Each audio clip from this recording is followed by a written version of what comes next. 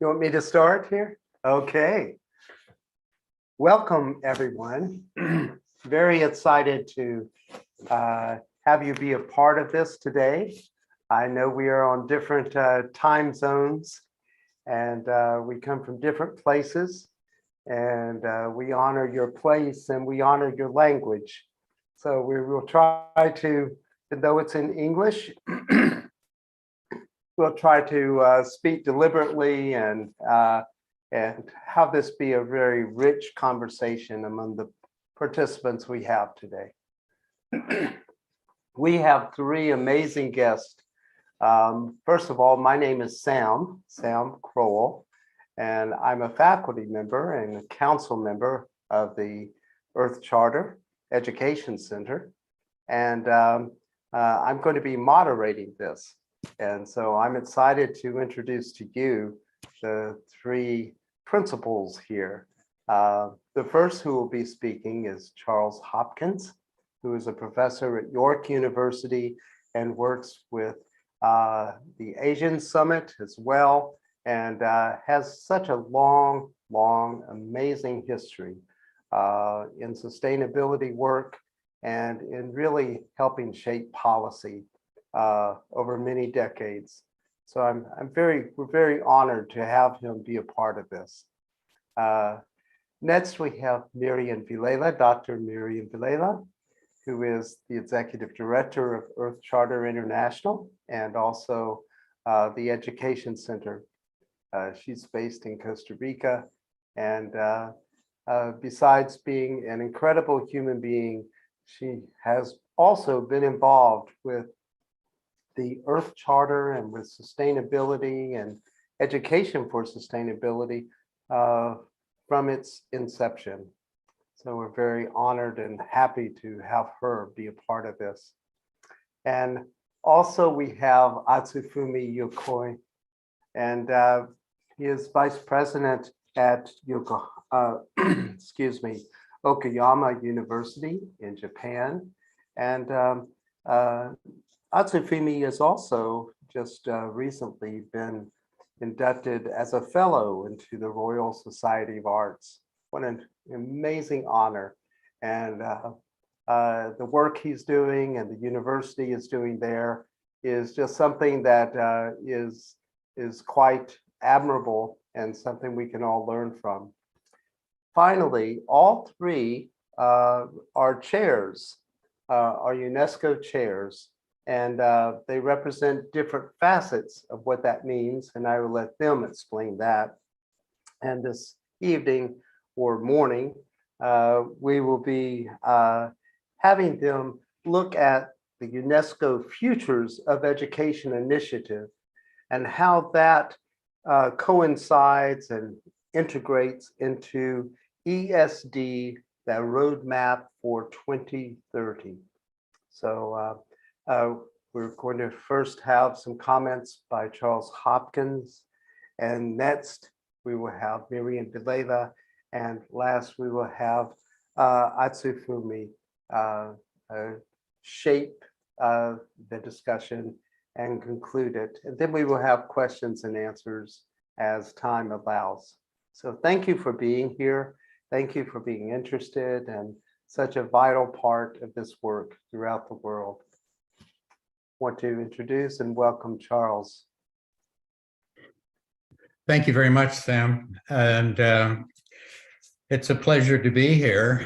And thanks to Miriam for arranging this and setting it up. I love the title of Rethinking Education for Current Times. What a huge challenge that is. And then you asked me to talk a bit about education for ESD for 2030, a current UNESCO program. The full title for it is Education for Sustainable Development Towards Achieving the SDGs. And I'll come back to that because over time, education for sustainable development has had a few twists and turns. But currently now, most people are seeing this as sort of a continuity of ESD, as it began as a means of implementing Agenda 21. That was in the 1990s. And then we had the UN Decade of Education for Sustainable Development. And then that went to 2014. Then we had from 2015 to 2020, roughly, the gap. And now we are into a fourth implementation plan called ESD for 2030. So it's just sort of trying to set what it is. The ESD, I think it's important to realize when it began, it had four thrusts or four areas that we were working on. One of them was simply access and retention in quality education. And I think this is where our discussion can go. The second thing, though, was it was realizing it was our most educated countries that are relieving some of the greatest sustainability problems on the face of the planet. So it wasn't just more, it was reorienting the purpose of education. That was the second thrust. The third was public awareness and understanding, because we all realize governments, I think the purpose or the goal of most governments is not good governance. We'll find out tonight in the US elections, I suppose. But the goal of most governments is staying in power, right? So you have to have public understanding and pressure to allow the governments to even move. And then the fourth one was training. So as I mentioned, we had these four thrusts. Now, ESD for 2030, though, has sort of been reduced to, as they say, supporting and implementing the Sustainable Development Goals, which is just the implementation plan, the current implementation plan. It doesn't talk about the need for access and retention in quality education at all. It brings it, it narrows it down in this particular one. So we see SDG 4, and the whole of SDG 4 is really education for sustainable development, right? Because that's where you have early childhood, you have access to quality education, you have inclusivity, you have all of the elements. But mainly we talk about it simply as target 4.7, along with global citizenship education. But it's also mentioned in target 12.8 in the sustainable consumption and production, and it's also in a target in climate change. Is understanding it. But basically, we see it as 4.7. But the United Nations General Assembly is pointing, look, it is the key enabler of implementing all 17 goals. You have to have public understanding, you have to have training, you have to have research, you have to have education, and so on, in order to move forward in them all.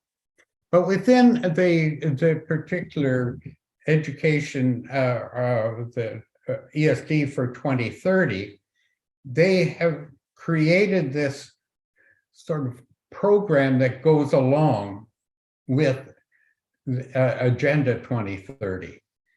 UNESCO is responsible within the big UN family. There are about 35 different UN agencies, but UNESCO is usually the one that carries the role of the lead at any rate in education, right? So parallel to Agenda 2030 with the 17 goals, we have ESD for 2030. And in it, they look at learning content, they look at learning outcomes, not just what is taught, but what is learned. They looked at reorienting the pedagogy, and they look at something called transformation. And I think that's where Miriam and I and Atsufumi can have further discussion along the way. They also, within ESD for 2030, they have 5 priority areas. One, which is really important, is a priority on policy. Because if it's not in policy, systems have a hard time spending money on it. If they're held accountable within policy, then they can legitimately do it. And also embedding it in policy means that with the next administration, it won't be thrown out so we can go in yet another direction. The second big priority area is working on school settings. And we look at a whole institution approach. It's not just what gets taught, but what gets evaluated, what gets reported on, but also the practice of the school system. Or if it's a university, it's even down to its operations and so on, right? The third one is building the capacity of educators. And that's another one where the Earth Charter does so much work. It is trying, because most of the world's 60 to 70 million teachers really have had no training in this. And in the recent study by Education International, which is the world's overbody for teacher unions, they pointed out that the vast majority of teachers felt they were not prepared and were uncomfortable in dealing with many of the sustainability issues. The fourth priority area is working with youth. After all, it's going to be their planet. And what we really need to do is to make them aware and have basic understanding so they can make better choices. And the fifth one is localizing. It's working at the local level. It's how do you localize these SDGs to bring them into making them relevant for the and putting them in context so that you can actually grapple with them, so that you can work on these things. So they've also come out with a toolbox to help, and they're putting a number of things that are out there. But just let me back up, because I know I'm in this opening. I want to be limited to the 10 minutes. There is this confusion as we focus on ESD as the implementation plan for the current sustainability issue, because it is originally, and I feel very personally, it is much broader than simply doing that. Because we know within 2 years, by 2025 at least, we'll be talking about the next plan. And we may not even have sustainable development goals in the next one. We'll have something else that it will be called, right? And also we know that simply being an implementation tool for the sustainable development goals, no matter how important that is, what we are really talking about is broadening and transforming our education system itself to embed a sustainable future. And all that entails embedding that as a purpose of our education systems. It's not about taking a course in sustainable production. It's not about taking a course in climate change, right? It is much more comprehensive that we want to talk about, a much more holistic approach and understanding the cognitive, the social, the emotional, behavioral learning. It's much more than simply some content. But at any rate, I'll leave it at that, and hopefully we'll come back in a discussion and we can pick up some more. Thank you so much. I love the way you've introduced these ideas to us, and especially the priority areas, and how we can be aware of those through policy and whole institution approach, the capacity, building capacity, working with youth and localizing. I think in many ways we see that those mirror a lot of the things that the Earth Charter is also trying to produce, which leads us to our next guest, Dr. Mirian Vilela. Thank you, Sam and Charles. It's good to be here. I also want to thank Atsufumi for joining us. And I can see some friends from India, Varghese, China, Liu Yonghua, and I always feel so happy to see people from different regions of the world connected here through Zoom. And thank you also. I see Dick de Groot from Holland joining us. And I think it's in the middle of the night for you in Holland. So anyway, and I know it's early in the morning in Japan, China, and other places in Asia. So I was actually quite happy to hear Charles mentioning over 20 million educators around the world who mostly don't know anything about what's going on with the efforts to reorient education or the efforts to transform education. So that's where lies my passion. On one hand, I see the opportunities of these various different UNESCO agendas, program, and efforts to transform education, to reorient policy or to generate national policies. I mean, through these UNESCO efforts to generate national policies towards education for sustainable development or new kinds of education. But on the other hand, I see this gap of these millions of educators who are not even aware of what's going on. So I would like to start. So my job today here is to share a little bit about what's going on with the Futures of Education initiative.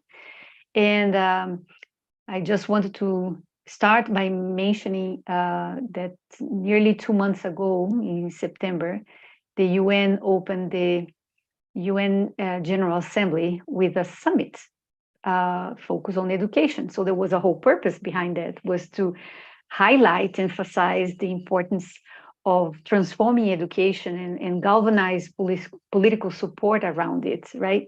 But the point, what my feeling is that only those who were there at that day in New York, member states were really aware of that. And I think there's much effort that needs to be done to really raise awareness about that.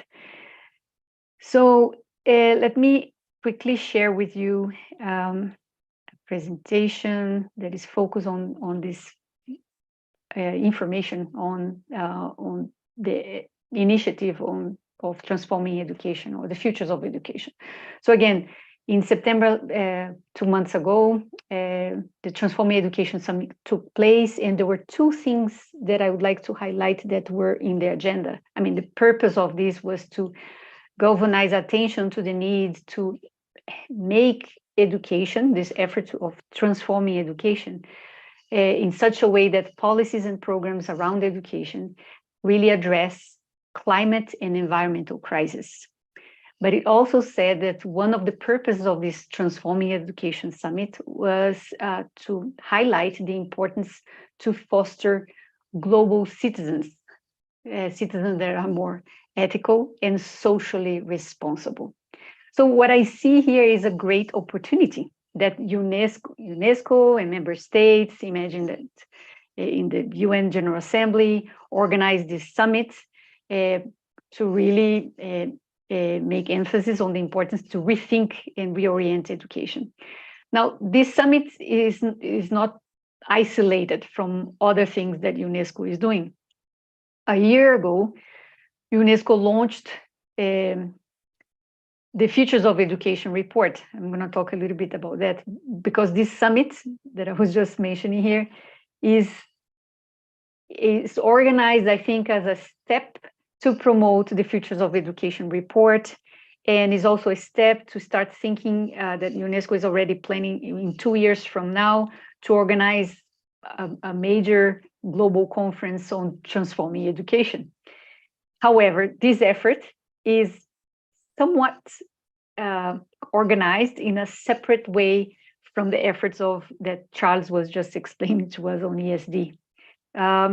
But around the buzz or the noise around transforming education, so it's the Transforming Education Summit, it's the report that was launched a year ago, and it's this conference that is being planned already 2 years from now. There is a lot of noise on the budget. So the question is, how much of the national budget governments dedicate to education? In some places it's 4%, other places it's 7%, it's 8%. So certainly UNESCO is using that moment to highlight the importance for governments to spend more from the national budget into education, at least 8% or more. So there's a lot of buzz around the importance of transforming education, not only transforming education, but looking at quality education being a public good or human rights, right? These are just things that you can find in UNESCO Facebook or UNESCO website and social media. It's just to show the buzz around the Transforming Education Summits, the efforts that UNESCO is undertaking currently to really look at, okay, education needs to be transformed. Governments need to invest more in education. Education is a public good, quality education is a human right. And if you really want to take serious sustainability in addressing climate change, we need to look at the role of education, right? So these are just things that we find, the buzzwords around UNESCO, but this is in Spanish, but it's a report that came from the UN Commission on Economic of Latin America that already says that probably by 2030, in Latin America, they already foresee that we are not going to be able to meet the targets or the SDGs, especially in education.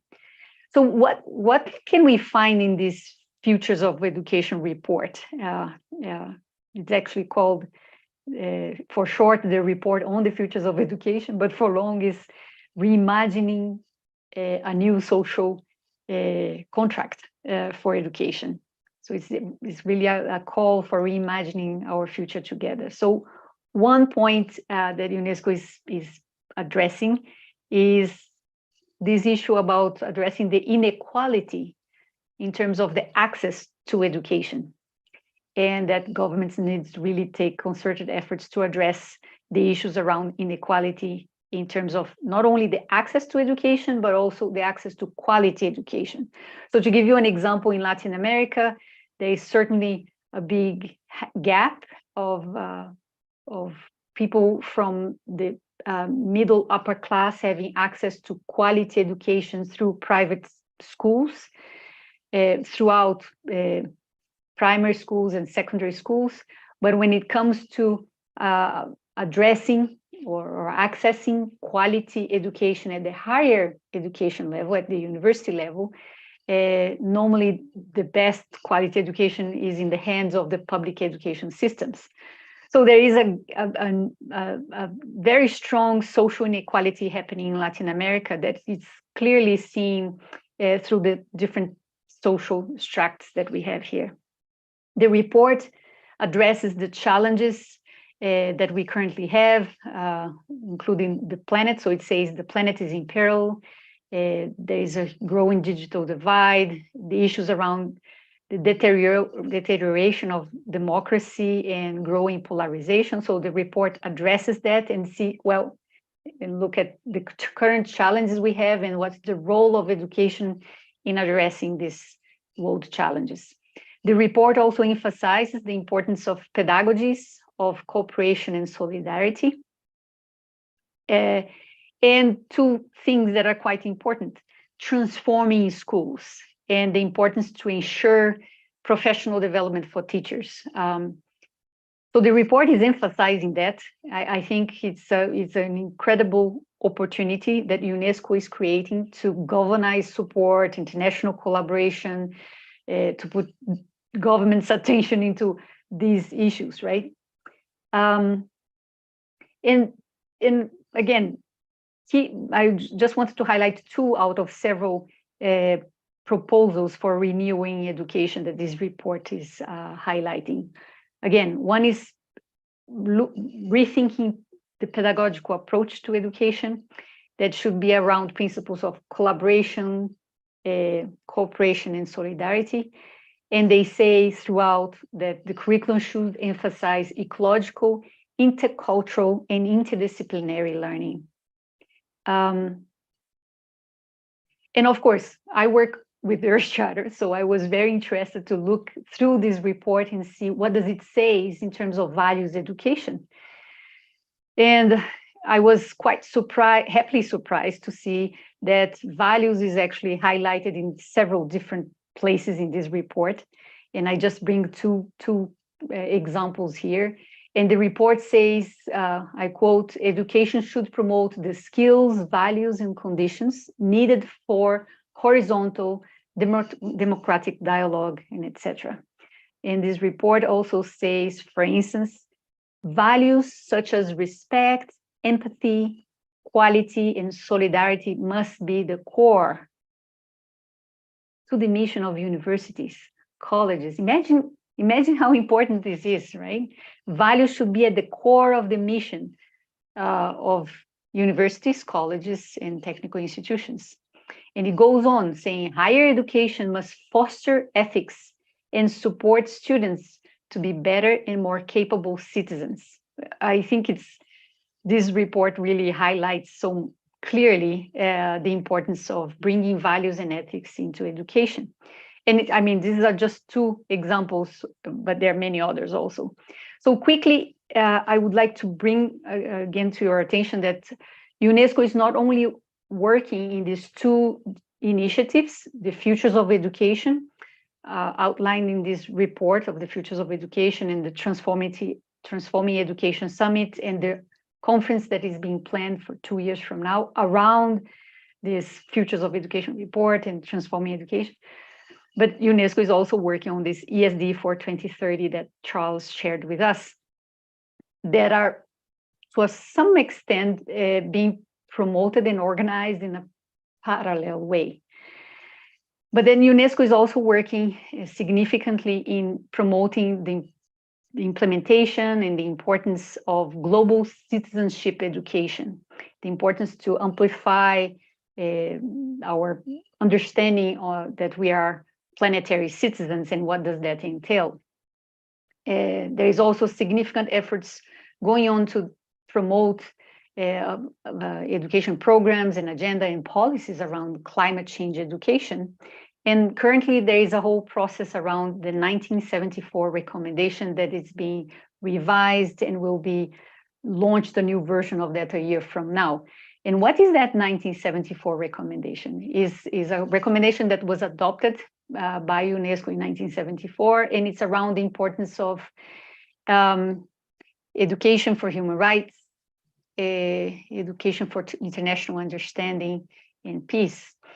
But all of these various initiatives that are currently organized and being promoted in parallel ways are, to a certain extent, quite similar. It's not exactly the same, but it's similar in the sense that they're looking at the role of education as an instrument for social transformation. Right? These are education efforts that are rethinking the role of education. A couple of other things that we can find similar in these different education efforts or different education programs and agenda of UNESCO is that they highlight the importance of values and rethinking our worldviews. They're all emphasizing the importance of that education should be contextualized, should be meaningful, authentic.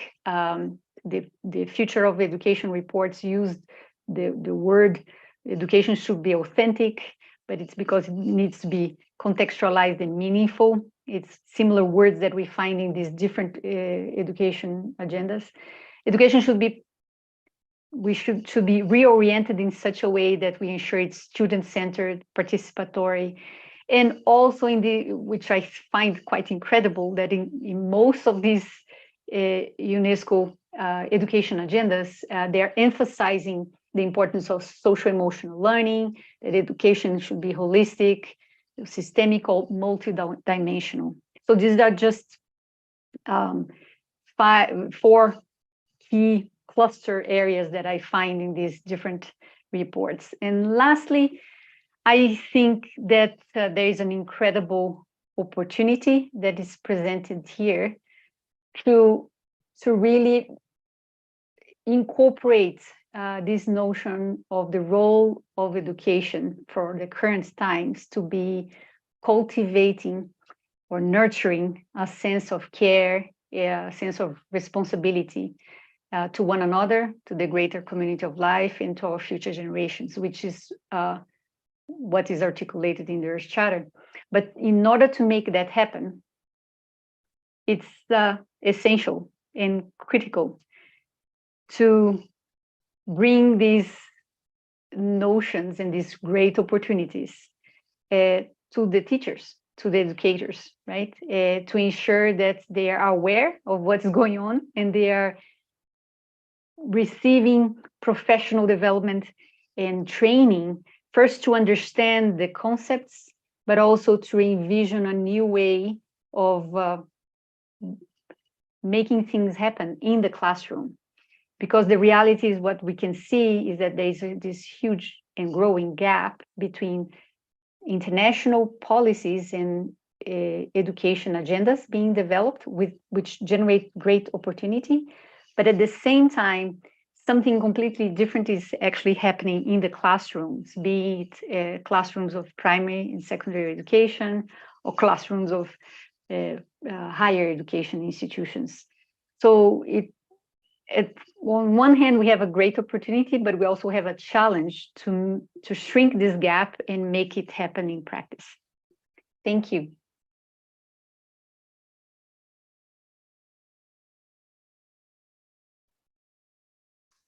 Thank you so much, Mirian. And there's it seems like we're moving to this larger discussion on transforming education as we rethink about it, as we rethink education and reimagine it.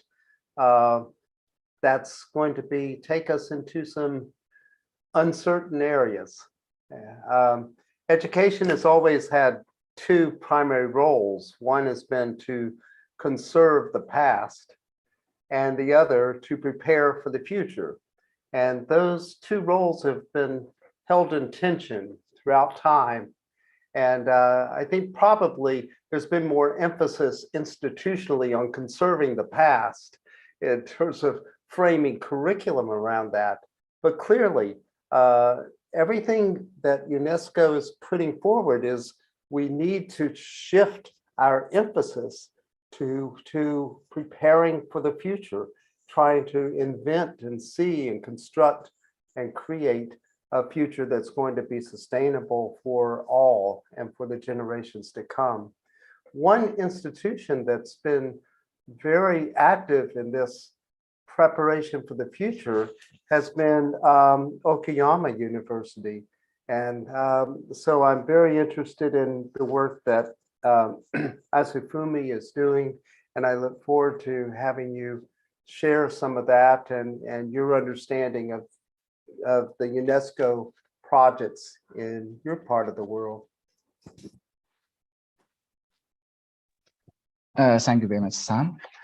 And also, I would like to echo, a distinguished guests, Charles and Miriam.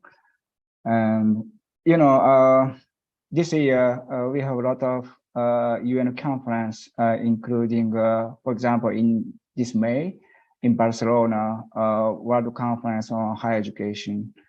And also in this July, Transforming Education Press Summit in Paris. And also United Nations General Assembly in this September, yes, indeed, Transforming Education Summit. This discuss everything in this here as well, how to galvanize this movement transforming education. But well, I'd like to echo everything. And also personally, my hope is that education should be the engine of the human and planetary well-being of all, not for just the engine of the growth. But this is a discussion point from the every UN conference this year. And also education will undergo transformation to heal the growing fractures dividing humanity, and also to foster collective responses to avert the catastrophes that threaten to engulf us all. So this is a really important point for transforming education. So as Miriam mentioned, the inequality, education, I must say, is engine of inequality. So this is a really current situation because, Antonio Guterres, UN Secretary General, also mentioned about this. Unfortunately, education is the engine of inequality. So we have to transform education because of that. And also we must recognize our current education, as mentioned before, because the engine of inequality. So we must reverse this into the engine of generation to reduce inequality.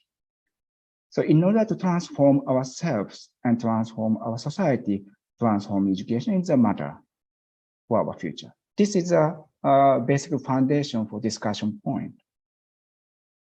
So we need more, as Miriam mentioned, cooperation rather than competition.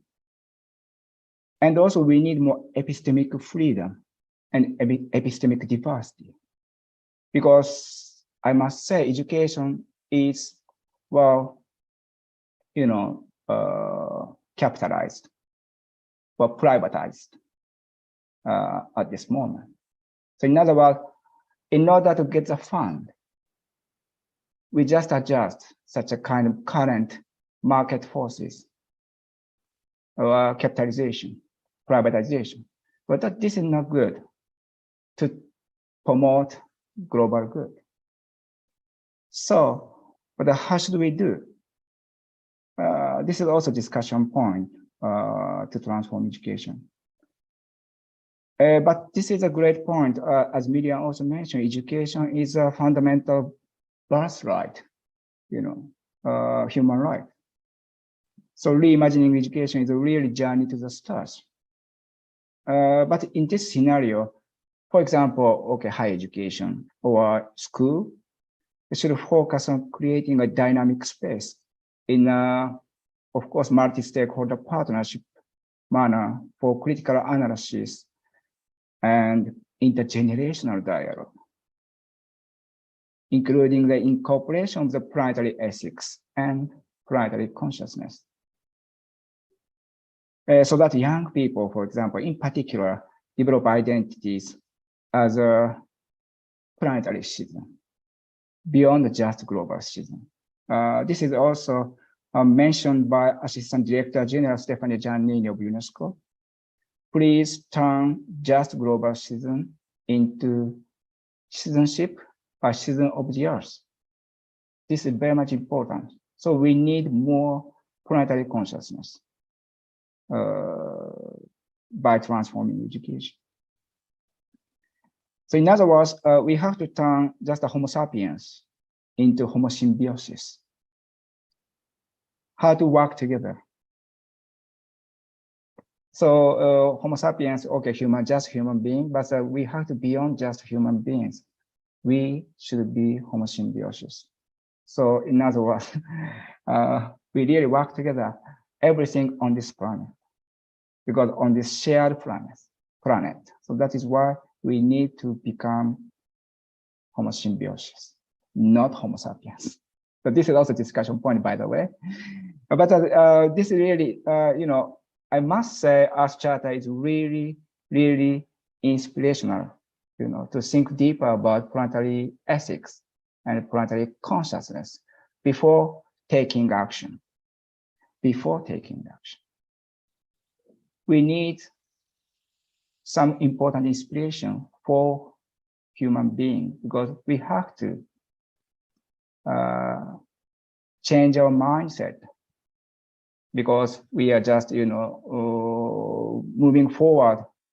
I don't know, but as business as usual, but for market forces. This is something really, really important, to transform ourselves, first of all, and then transforming education or society.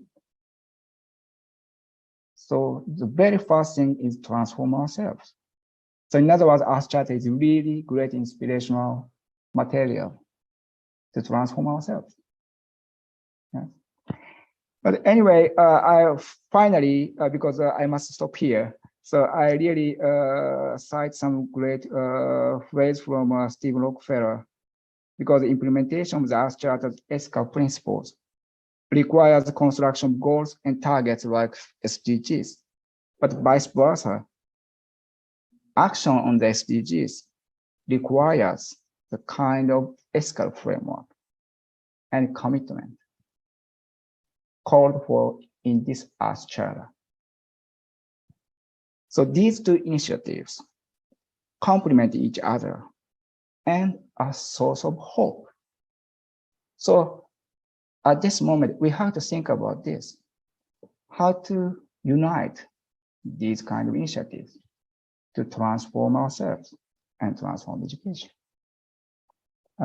This is my final comment for, but thank you very much.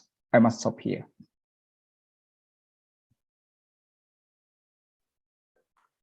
Thank you so much. What a provocative discussion. My head is spinning with a lot of different questions, and but I want to also allow questions to come from those who are gathered here. But I do have a comment and a question. The three of you really highlighted the need to transform the kind of education that we currently have, that business as usual just will not address the issues that we have in our world today, facing our planet, facing the social inequities that are around, and all of the various kinds of concerns that pervade our lives. So the Earth Charter is often seen as a piece of paper with wonderful guides, with action principles, and with beautiful language, and it's a document that inspires. I guess my question is, how can we use the Earth Charter as a living inspiration to be infused in what we reimagine education to be?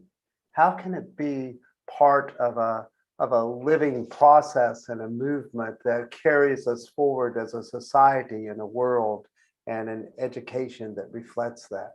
Do you have any thoughts? I know it's a big general question, but maybe that may allow us to jump in more specific ways.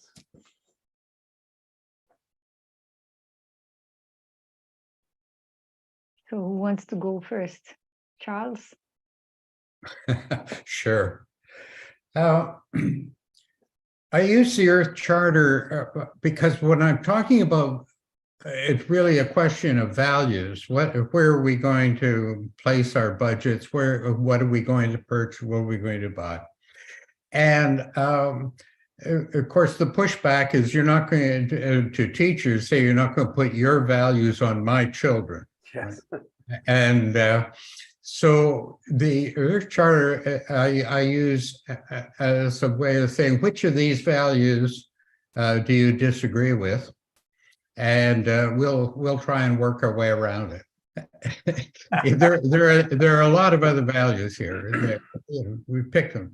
But I think looking into transforming education, and I'll try and be very quick here, there are a few steps. The first step is seeing something is wrong, the disruption. And I think the Earth Charter is a great one of looking at what feels wrong in your gut, what the injustice, or, you know, this shouldn't be happening. The second stage in transformative education is actually information, knowledge, and so on. The third step is sort of a critical analysis, understanding the reality. And some of the work that Rosalind McEwen did in the education ESD toolkit and so on, I think it was Roger Dissinger, tremendous work in being able to really understand it. But then what makes it transformative is engaging sort of the empathetic connections, how through experiential education, becoming involved, not just knowing, engaging, doing something with it. And I think once again there, the Earth Charter in building the compassion, the empathetic, so on. And then lastly, it's the empowerment, the actual action, the engagement, and so on. So I see the Earth Charter as being an extremely valuable tool in what we're calling for in this transforming education itself, regardless of the age level and so on. Thanks. Thank you so much. That was beautifully said. I have 3 E's: engagement, empathy, and empowerment right there. So any other thoughts, Mirian or Atsufumi? I would actually like to hear a lot from others, but just mention 2 for now, 2 points on the question. I think it's important to connect the worldviews and values that are articulated in the Earth Charter with our day-to-day life situations. The reality is that every day we make decisions, every day something happens, or we're reading something that is in the news, or we see a movie. And I think it's more, we can make use of the daily life situations to reflect on it. What happened here? Why did this happen? What was the impact it generated? Or even, why am I thinking the way I'm thinking? And look at their charter in terms of as a reference that can inform me either to question my own values and assumptions and worldviews, to actually question that, or to help me amplify things. For instance, their charter addresses or articulates this notion of Earth community, the notion of community of life. So the question could be, am I really feeling that I'm belong to, or I'm part of an Earth community? And if so, how that could change the way I make some decisions in my life, as an example, no? So I think it's connecting the Earth Charter that seems so abstract to real life situations and decisions every day, and use it as a reference to help inform our decisions. Thank you so much. I do want to allow other questions to come, but Atsufumi, do you have any words to add to this at all?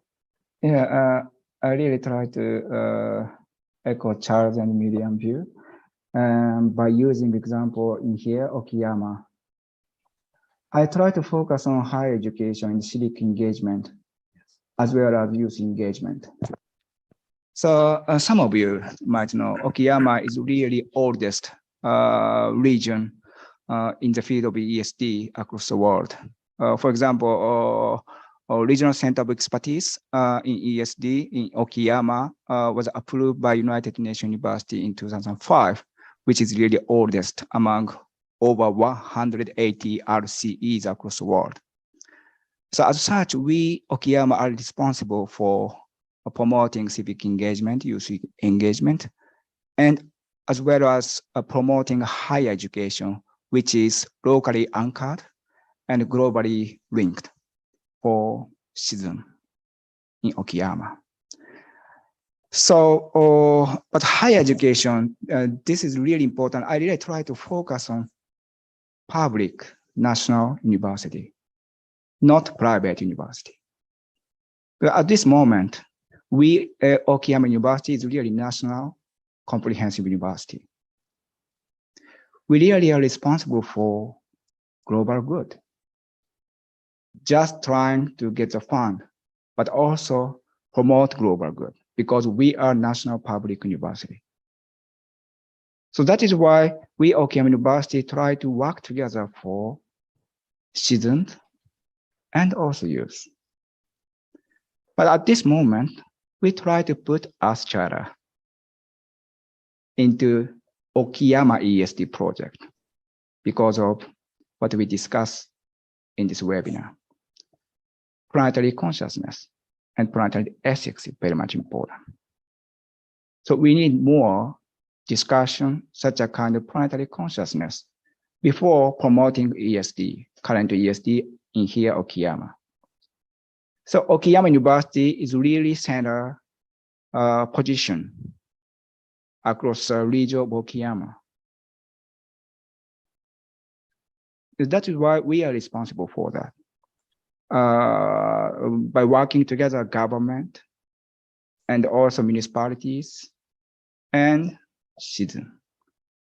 But we are national university. That is why we are responsible for everything to work together for ESD, which is really a key enabler for all 17 SDGs, as Charles mentioned. It's really important.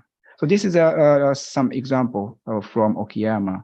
So that is why, but youth is really important.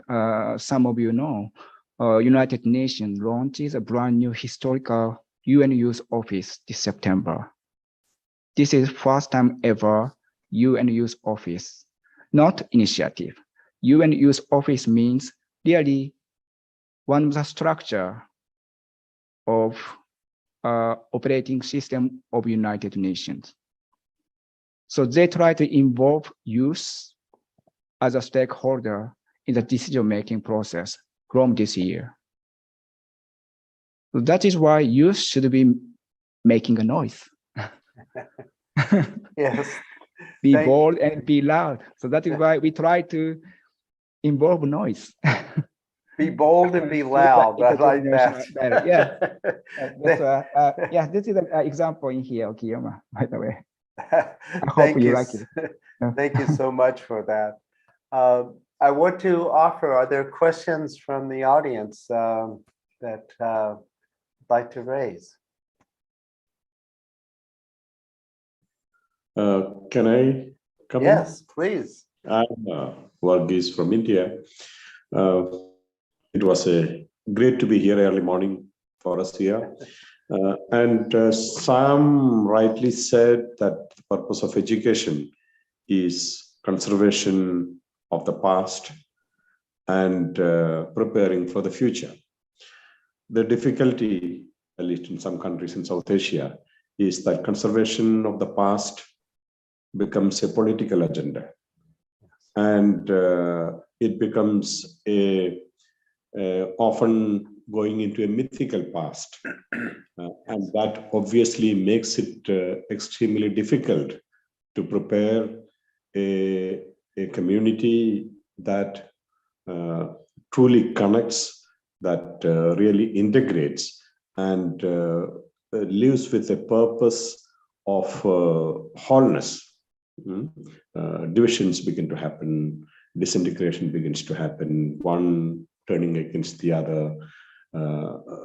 So I was just wondering if there is something that is special to those of us in South Asia, or is it also a a global phenomenon in some form or other. Yeah, thank you. Thank you so much for the question.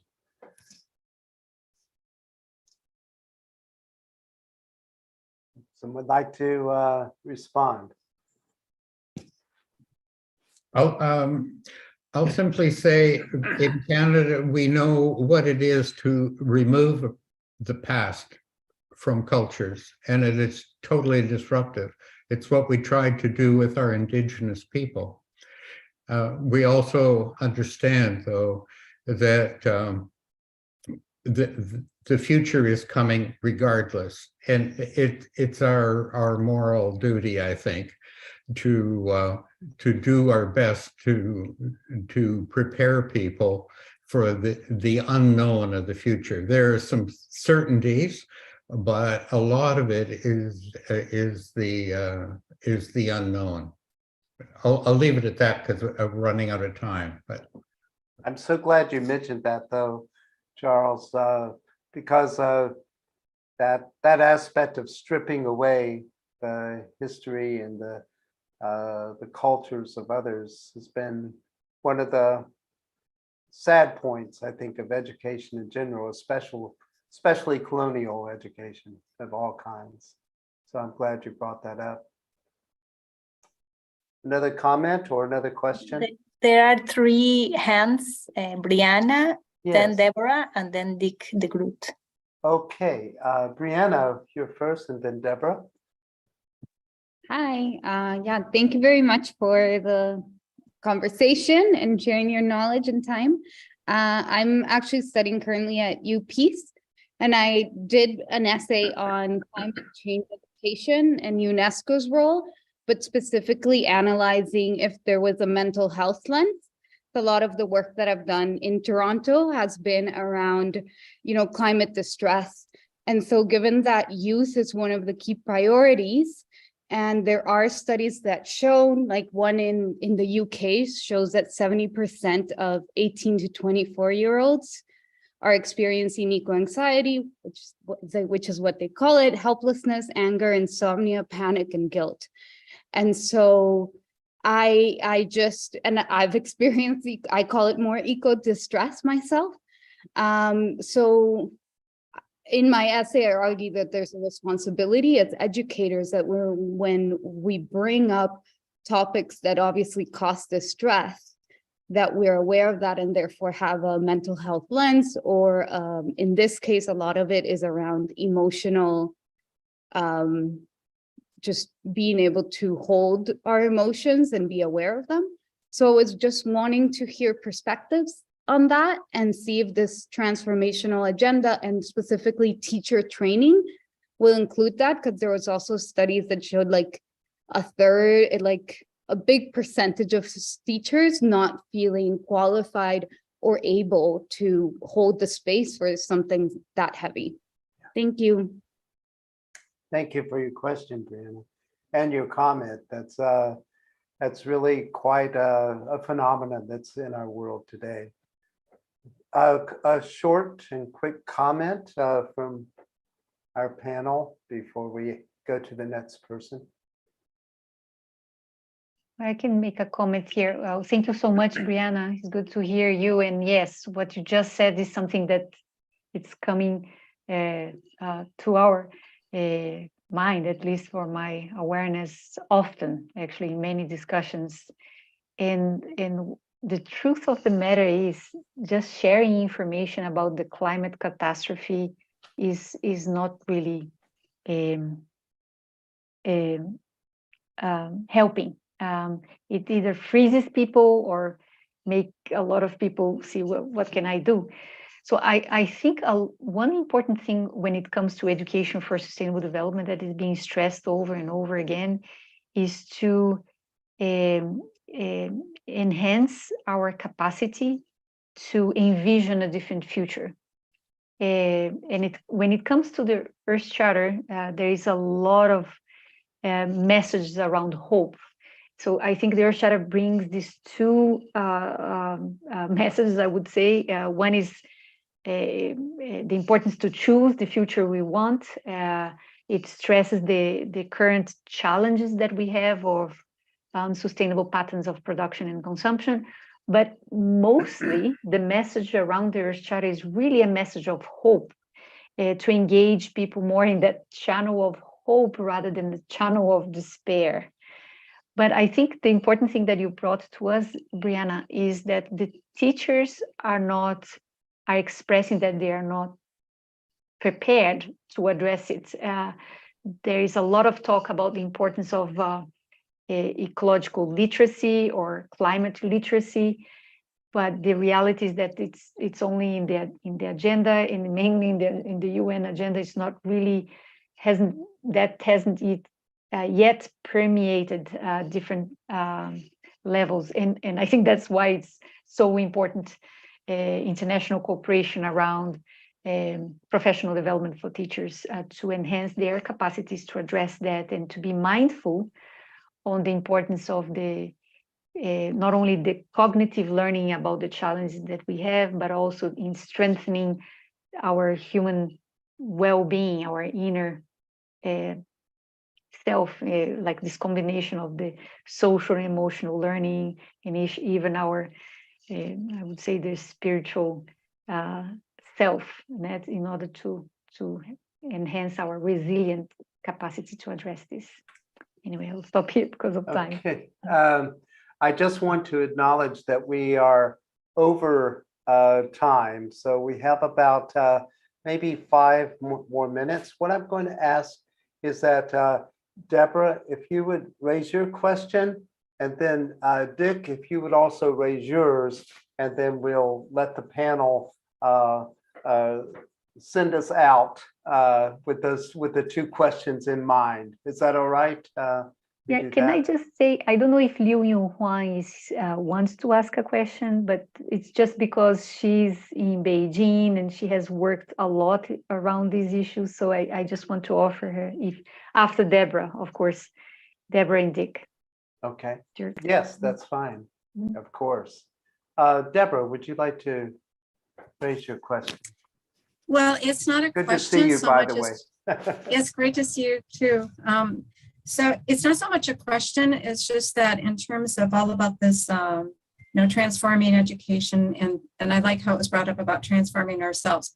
I just want to really comment on the value of the Education for Sustainable Development course that I did back in 2020, and you were one of the instructors, as was Miriam, and there was somebody else that was in here. So in terms of, what can we do and how do we connect? We need educators that have that kind of information and experience. So it's not just information. When the other person was talking about like mental health issues and things like that. So it happened to be right behind me. But I know there are some this is Reclaiming Youth at Risk, written by Brento Brokenleg and another author, and related to Canadian Indigenous people. And here on Guam, and I know I have many students here, so this is one way that I'm trying to get more young people involved, is to talk about the Earth Charter and to bring these issues up, to try to, bring more conversation to this. And also that just recognizing that our Chamorro population on Guam has also experienced a lot of the impact of colonization to this day, still considered a colony. We are higher at risk than in the States for suicide, mental health issues, substance abuse issues. So I think it's a great point that she brought up. But I really, really, really want to promote, if anyone in here, if you're a student or a teacher or whatever, is to do the ESD course that is coming up starting in January, because that really can help center and plus form community. That's it. And I really appreciate everything that I've learned with you guys. We really love that little boost there. And there is information about the course. I think Alicia has posted that in the chat box. Thank you so much, Deborah. Dick, what is your question or comment? Hello, everybody. I have a comment, although I find it difficult in the multitude of information, argument, etc., to make my point. Well, but first of all, I would like to say that referring to sustainability, many people think of continuing what we are doing, keep continuing what we are doing. Where I think what we need to achieve is to change our worldview from a worldview centered on human activity to sustain their kind, to a worldview of the living system of the earth as a whole. So, and in order to do this, we must realize that every country has a big,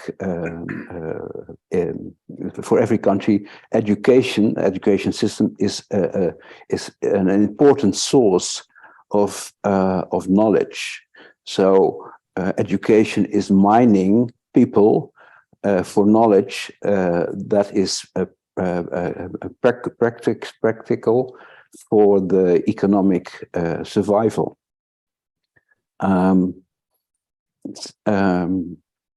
So the other way around could be to listen to people who are not like myself from my birth onwards up to now involved in a system that has caused so much damage. I need to be freed of my blind spots, you know, and and I can only get rid of them by the help of others. And this could be done mutually by telling each other stories. So I think the core of every curriculum in the world should be the Earth Charter principles, connected to one of the stories from the Earth Stories collection, and made practical by examples from the practice of the Sustainable Development Goals. I really appreciate that. And I think certainly stories and storytelling has deep roots in the human experience, as we learn from our indigenous past and our indigenous elders. And I think your notion that was echoed by Atsufumi earlier, that often education serves to build inequities. And so we all probably speak from a position of privilege, and it's very hard to get outside of that framework. So I'm glad you brought that up. Mirian, you wanted to invite another speaker. I don't know if Liu Yuhuan, you wanted to make a comment or say anything. Liu Yuhuan is in Beijing. Hello? She's been working on this. Can you hear me? Yes. Yes. Okay. I just want to thank you very much, everyone, for the conversation and for all the sharing all the wisdom, and feels great to be reconnected after all those,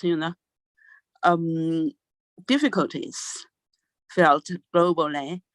And it's great to be back to a community that I learned so much from the past, and want to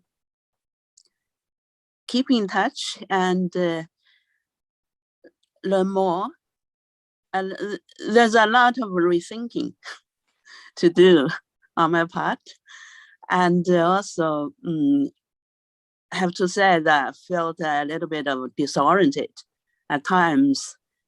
That many of the things that we took for granted seem to be so uncertain many times, including some of the work we do, all that. But today is, I really appreciate the inviting me, and feel to make the right decision to be reconnected. I have to say. Thank you. And there's one point I really feel that strongly is this reconnection, not only with the ESD community globally, and also the effort to be reconnected with our tradition, and where we look into the future. And I would like to share more of our learning with the family members. I feel like a family, part of the family with Mirian and Charles and all of you. And again, thank you very much. We'll keep in touch. Thanks. Thank you, Liu Huang. So for those of you who don't know, many years ago, Liu Huang headed the national program on environment education organized by WWF China. And then she moved to the water program of Swarovski, working with schools in China, just to give you a little background on Liu Huang. And it certainly does feel like family, doesn't it? One of the things that I wanted to just point out, we are having a conference at the 1st of December, and Dick talked about honoring other living communities of life, and the conference is on planetary well-being, and so that we start to think more broadly about the well-being and our place on this earth and in the cosmos. And with that, I was told that one hand represents our own personal uniqueness, the other hand represents the cosmos. And as they come together in gratitude, I just want to share this moment as we breathe a breath and welcome and offer our gratitude to our panelists. Thank you so much for your wisdom and your beautiful articulation, and for each of you who have come and graced us with your presence. So please stay in touch with the Earth Charter and stay connected, as we just heard. Thank you.